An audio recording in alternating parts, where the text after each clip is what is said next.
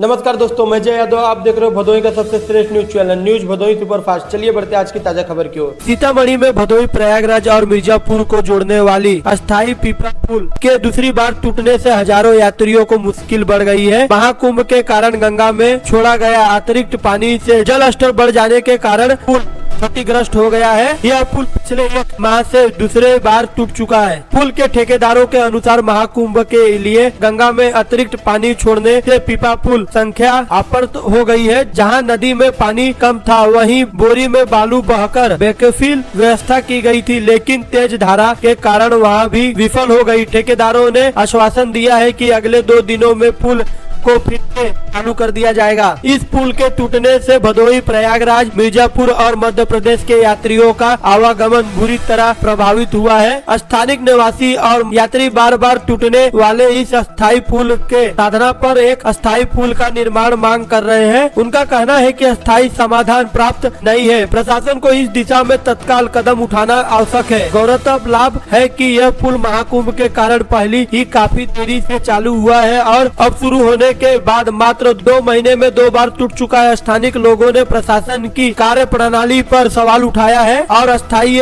समाधान की मांग की है।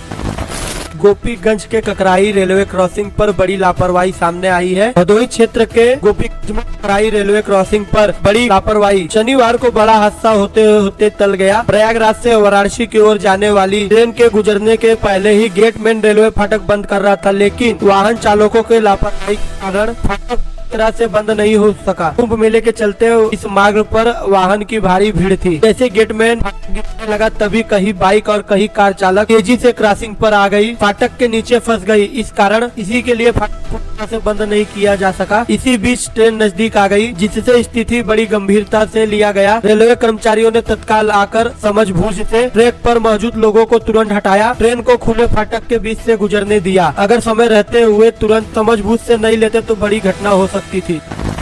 भदोही के कोयरेना थाना क्षेत्र में एक छात्र के साथ ब्लैकमेलिंग और मामला प्रकाश में आया। पीड़ित ने थाने में दी गई तहरीर में बताया कि एक युवा ने उसके फोटो वायरल करके शादी तुड़वाई दी, बल्कि उसे लगातार ब्लैकमेल भी कर रहा था। थाना अध्यक्ष रामशरीक गौतम के अनुसार पीड़ित की शिकायत के आधार पर आरोपी युवा के खिलाफ तत्काल मुकदमा दर्ज कर लिया गया है और मामले को गहराई से जाँच शुरू कर दी है। स्थानिक लोगों के अनुसार छात्र और आरोपी युवा के बीच पहले ही अच्छे संबंध थे, लेकिन बाद में स्थिति बिगड़ गई। अब पुलिस इस मामले में सभी पहलुओं को जांच कर रही है और आरोपी के खिलाफ कानूनी कार्रवाई की जा रही है। थाना पुलिस ने आश्वासन दिया है कि पीड़ित को न्याय दिलाने के लिए हर संभव प्रयास किया जाएगा। भदोही के गिराई क्षेत्र के एक पेट्रोल पंप के मालिक और उनका बेटा के खिलाफ नंबर से मारपीट और जान से मारने की धमकी देने का मामला सामने आया है। पुलिस ने पीड़ित की शिकायत पर दोनों आरोपियों के खिलाफ मुकदमा दर्ज कर लिया है। मामले के अनुसार उत्पीड़ित के बालेश्वर जिले के महगमा थाना कमरदार का रहने वाला है। प्लम्बर पिछले 30 वर्षों से गोपापुर के एक किराए के मकान में रहकर प्लम्बरिंग का काम करता था। 3 महीने पहले उसने पेट्रोल पंप लाइन में सप्लाई और बाथरूम का काम 3.5 लाख रुपए में लिया था। करीब 90% काम पूरा हो चुकाने के बाद 6 फरवरी को वो बकाया 1.5 लाख रुपए की मांग करने पेट्रोल पंप पर गया। पैसे की मांग से नाराज होकर पेट्रोल पंप मालिक ने रतन लाल और उनका बेटा विनय कुमार ने पहले प्लम्बर को गालियां दी और फिर लात घूसों के साथ लाठी डंडों से उसकी पिटाई कर दी। पीड़ित के अनुसार जब उनके शिकायत करने की बात कही तो आरोपियों ने उसे जान से मारने की धमकी दी। पुलिस ने पीड़ित का शिकायत पर दोनों आरोपियों के खिलाफ विभिन्न धाराओं में मुकदमा दर्ज कर लिया है। आगे की जांच शुरू है।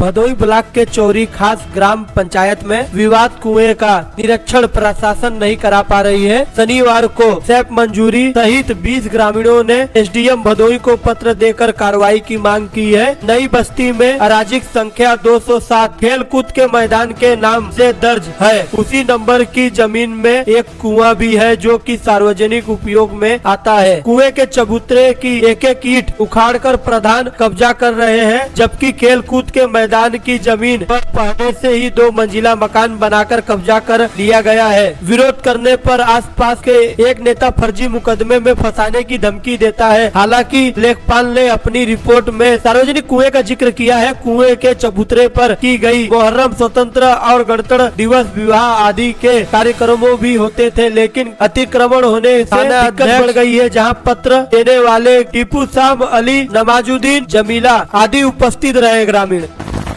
अगर आपको हमारी वीडियो पसंद आती है तो हमारे टीम का हौसला बढ़ाइए और हमारे चैनल को यूट्यूब पे सब्सक्राइब करें और फेसबुक को फॉलो करना ना भूलें और साथ में बेल आइकन को भी दबाएं।